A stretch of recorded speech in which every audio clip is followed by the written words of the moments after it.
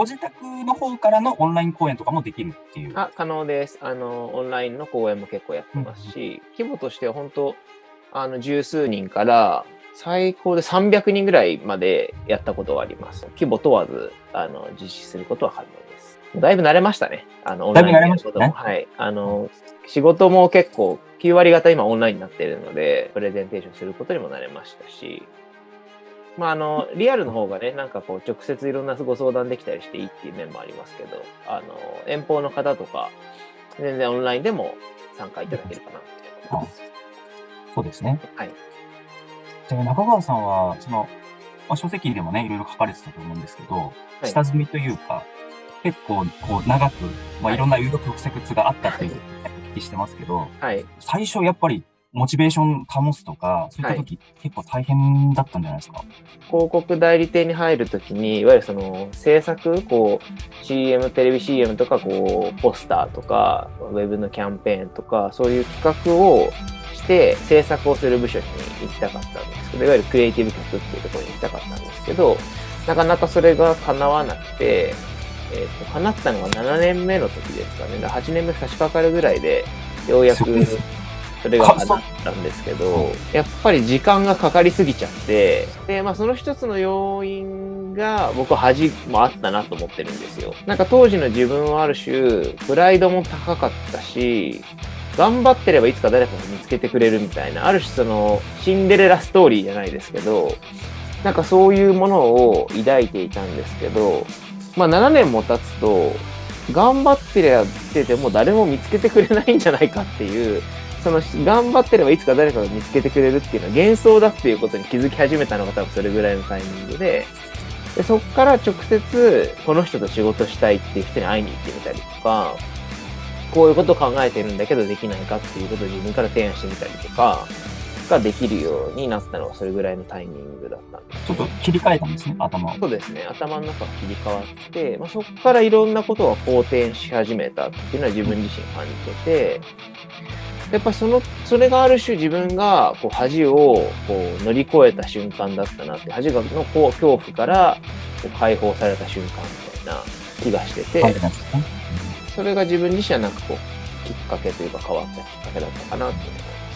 ね。で、プロフィールも拝見しましたけど、はい、最初幼少期はエジプト？そうなんですよ。ドイツ、特殊な、はい、父親の仕事の都合で、はい、エジプトとドイツで、いわゆる転勤族ってやつですね、転勤族。で、今思うと、一箇所にずっと留まるみたいなことがなかったんですよ、ちっちゃい頃から。で、いろんなところに行っては初めましてを繰り返してたから、人の感情とか、その人が何を考えてる人なのかとかを考える癖がすごいついちゃったんだと思うんです、今思うと。それが、今回その本を書くにあたって、恥を6つに分類してみたりとか、こういうことを言う人はこういうことを考えてる人だとか、いうことを改めて書いてるんですけど、結構それを、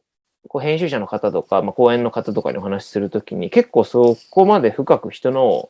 考えてることを考えてるって珍しいかもしれないですって言われて、それはもしかしたらそういう生い立ちもあるのかなって今となっては思う。ですから、もう物心ついたときはそこの海外にいらっしゃったってことですよね。そうです。はい。いつから日本に戻ってきて？日本戻ってきたのは、3歳から6歳がエジプトにいて、で、11歳の時1年ドイツだったんですけど、それ以降は基本ずっと日本にいるっていう感じで、プロフィール映えする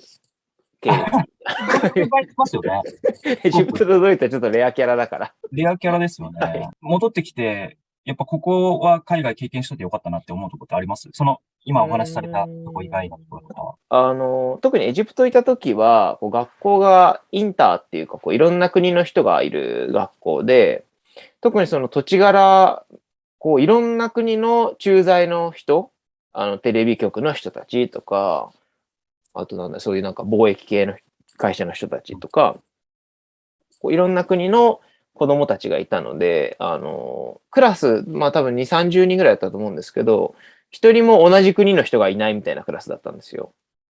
それは今思うとすごく恵まれた環境だったなって思うっていうか、多様な状況に対して寛容になったんじゃないかとは思いますね、その時に。当時は、みんなと違うことが恥ずかしかったんですよ。恥の話で言うと。なんか例えば、お昼にお弁当を持ってくときに、こうおにぎりをお母さんが握って持ってってたんですけど、それをこう見て、周りの子供たちが、こう中に塩昆布が入ってたんですよ。でそれを見はい。て、ヤックみたいな、汚ねえみたいな、ヘビ食ってるみたいなリアクションをされて、で、今ほどその日本食も普及してないから、海苔を見てなんかこう黒い紙食ってるこいつみたいな、いうリアクションをされて、僕はなんか泣いて帰ったらしいんですよ、その日に。次の日にみんなと同じピーナッツバターサンド作ってくれってってお願いして、こう、絶対に日本人に合わないピーナッツバターだけを挟んだサンドイッチを、それから毎日学校に持ってってたんですけど、わその時かりやすい。は、そう、みんなと違うことが恥ずかしかったんですよね、うん。きっと。でもなんか大人になって、海外でちょっと働く期間があったんですけど、しかも海外のこう広告の会社じゃなくて IT の会社で働いてたんですけど、こう広告出身のクリエイティブディレクターみたいな感じで仕事をすると、その違うっていうことがやっぱ武器になるっていうか、違うことは恥ずかしいことなんじゃなくて、まあ、あなたらしさっていうよりか、みんなと違うって素晴らしいことなんだなっていうことを、大人になって改めて感じたっていうか、みんなと違って目立って恥ずかしいとか、同じ種族の中にいるとそういうことって起こると思うんですよ。日本人の中にいると、みんなと違う派手な服着て恥ずかしいとかあるじゃないですか。でもなんかそれが違う場所に行ったりとか、広告で言うと、例えばじゃあ僕はコピーライターで仕事するときに、自分よりも経験の長いコピーライターの人の前でコピーを見せるのが恥ずかしいとか、でもそれを全然広告知らない人とかの前でそれをお話しすることに対して恥ずかしさ感じなかったりするじゃないですか。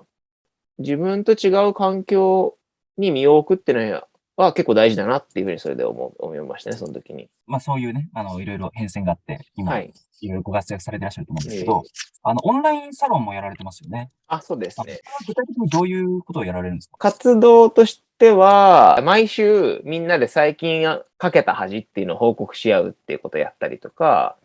あとサロンのメンバーで毎月配信をやったりしてたんですけど、実は先月、10月かな ?10 月までで解散しました、自分は。本書いた後に、それも作ろうってしたんですか？そうです。なんかその本書いて、結構ツイッターとかでこう感想をいっぱい書いてくれる方っていらっしゃったんですけど、なんかその人たちとの関わり合いが本当に1ツイートずつの交わりしかないっていうか、刹那的な交わりしかなくて、それがなんかすごくもったいないなって感じてて、まあ、本を書くのもやっぱり時間をかかる作業だし、読んでいただくこともやっぱり、大事な日々の時間を使っていただく作業じゃないですか。それなのに本当にその交わる瞬間がツイートの一瞬しかないってすごい寂しいなってのは思ってて、もうちょっとこう長期的に付き合える場を作れると、なんか面白いかもなーって思ったっていうのはきっかけでしたね、始めた。で、1年ぐらいで、丸1年やりましたね。じゃあ、ある程度こう、もう関係性もできたから、はい。ちょっと閉じようかって感じにしたそうです。はい。だからまあ関係性としてはまだ引き続き続いてますけど、そのサロンとしての活動は一旦休止したっていう。今ちょうど2冊目の方も書いてるんで、僕も始まったので、ちょっとそっちに専念しようかなっていうことも。それはちょっとまだ言える範囲で結構ですけど、どういう、それも恥にまつわる。それは結構本業というか広告によった話で、発想法みたいな感じですね。そのアイディアの考え方とか企画の作り方とかをかなり解像度高く書いているっていう感じで、なんでその広告に限らず商品開発をする方とか、仕事でアイディアを求められるんだけど、どうアイディアを考えていいかわかんないとか、なんであの人はああいうことを考えられるんだろうみたいな疑問に対しての答えをこう書いてるっていう感じですよ。それもぜひちょっと楽しみに、待ちたいと思いますので、ぜひよろしくお願いいたします。はい、ありがとうございます。ありがとうございました。ありがとうございました。